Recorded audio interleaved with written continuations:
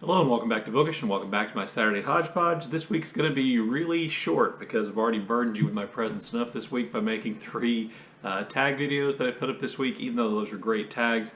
I know that many of you probably don't need to see me that much during the week, so I'm going to make this quick and just kind of, do my rundown of what I read this week and then talk about the Republic of Consciousness Prize really quickly, and then just leave you with some musical selections again this week. And I'll try to catch up on everything else I left out in next week's Hodgepodge. So the first book I read this week in this year was The Children of Men by P.D. James. P.D. James is an author whose detective fiction I really like a lot. This is the first thing by her I read that is not a work of detective fiction. This is a dystopian science fiction kind of futuristic novel set in a world in which people are unable to have children. For a long period, that people essentially stopped being able to have kids, and so there were no new generations after this one generation, which they call the Omega generation, and then all the things that did to society. Now, I'm going to tell you that I thought there were some fairly big plot holes in this. P.D. James wrote this book in, 1992.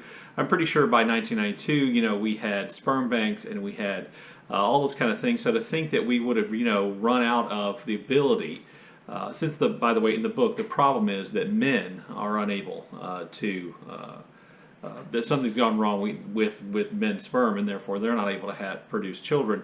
To think, that in 1992 we wouldn't be able to find a way around that's a little bit far-fetched. One of the most interesting things is it's set in 2021, which I found interesting since that was just last year. But that and some other problems I found with it aside, it was a really entertaining read. And part of what made it entertaining was that I think James did a good job of imagining how that might impact people in ways that we don't think about, how it would impact our ideas, those of us who have been born, our ideas of the future and what we're working for and what the meaning of life is and religion and all those kinds of things. And I found it really interesting and an entertaining read.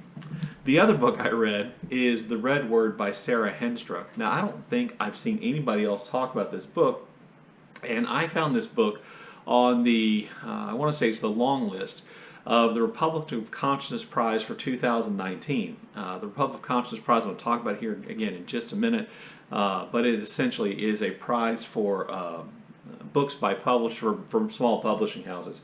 And so I picked this up along with another book from that year, or I think two more books from that year.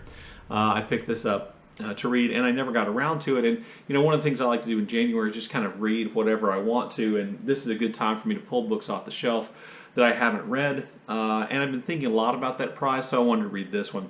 So this book is set essentially on a college campus in which one character, whose name is Karen, kind of bridges the world between fraternity house and a home in which most of the residents are a house which she lives in with other women, three of whom are lesbians, one of whom is bisexual, and you can see that she kind of has her foot in two worlds there.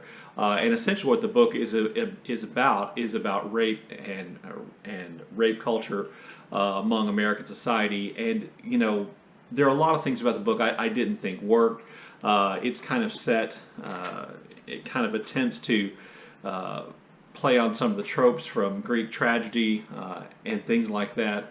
And I didn't necessarily think that worked very well. And there were some plot issues that I had with the book, and some things about the main character Karen that I didn't believe.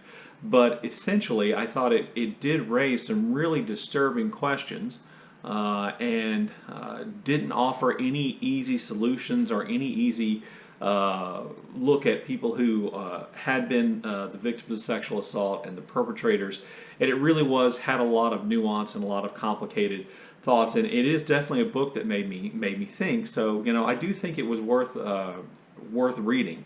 I'm not sure I could necessarily recommend it. You should know that every content warning you can imagine is in the book, and like I said, I have some fairly serious issues with the plot, and a lot of the characters are no more than just caricatures, which actually makes sense because of the way in which she's going to use the different characters to represent different points of view that we find in American society and probably in Western society regarding rape and violence against women. But it's not a wholehearted recommendation, but I did think this book made me think. It was unsettling in lots of ways.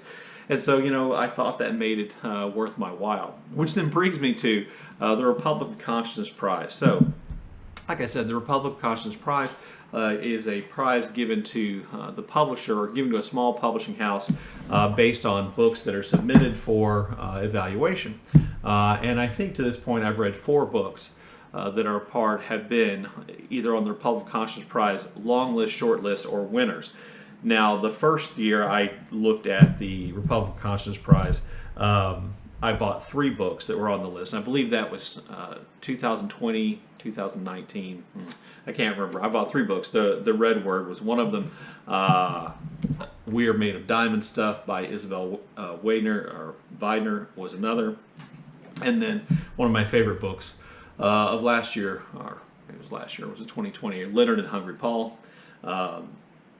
2020, Leonard and Hungry Paul, that was on their list. And then this year I read Loat. Now, I knew Loat had been nominated for the Republic of Consciousness Prize, and it actually ended up winning this year.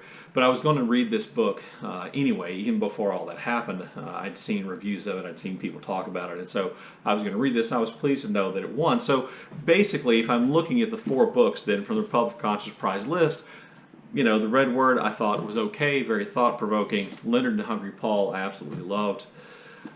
We Are Made of Diamond Stuff I really didn't care for. And then Loat, which I also liked a whole lot. That's a pretty good batting average. That's not a really large sample. But so what I think I'm going to do this year is I think the Republic of Consciousness Prize long list comes out at the end of January maybe. And I'm going to look at that list, and if that list seems like it has a lot of books on it that I think I might be interested in, I think I'm going to try to get all those books in the course of this year and read the Republic of Consciousness Prize long list. If the list does not look like something that appeals to me at all, I'll wait till they come out with a short list and look at that. But that is something I really want to think about. Anyway, there's my bookish stuff for the week. Like I said, I wanted to make this quick. I did the Fab 4 book tag created by Tom at LA Books on Thursday, and of course that it's about the Beatles, and that got me thinking about the Beatles. And in that video I mentioned that George Harrison is my favorite Beatle, and so I thought I would just list below some George Harrison written Beatles songs that I like. Something, probably my favorite, Here Comes the Sun, great song. If I Needed Someone, also good. While My Guitar Gently Weeps, that might be actually one of the songs Harrison's most famous for.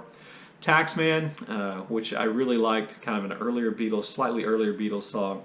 My dad was a tax collector for the IRS when he was still working. It's always kind of made me laugh. There was a Beatles song about my dad. And then Don't Bother Me. I'll leave a link to all of those down below. Anyway, there you go. There's my really quick abbreviated Saturday Hodgepodge. Thanks for sticking with me this week. Look forward to your comments in the comment section below. And as always, thank you for watching.